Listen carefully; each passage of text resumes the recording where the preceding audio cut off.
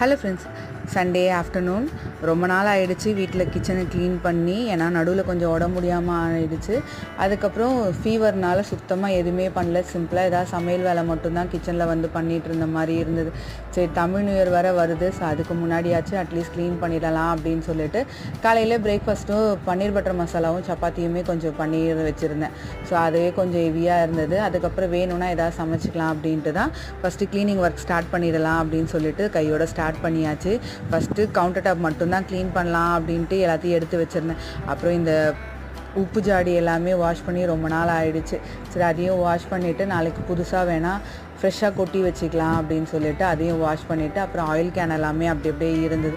First அதையும் clean பண்ணிவிட்டு வச்சிடலாம் அப்படின்னு சொல்லிட்டு ஒன்று தான் ஸ்டார்ட் பண்ணலான்ட்டு அப்படியே ஸ்டார்ட் பண்ணேன். அப்படியே ஒன்றோட ஒன்றா ஸ்டார்ட் ஆகி ஃபுல்லாக கிச்சன் ஃபுல்லாக ஓரளவுக்கு க்ளீன் பண்ணிவிட்டேன். இன்னும் இந்த கிளாஸரி ஐட்டம்ஸ்லாம் எதுவுமே க்ளீன் பண்ணல, இனிமேல் தான் க்ளீன் பண்ணணும்.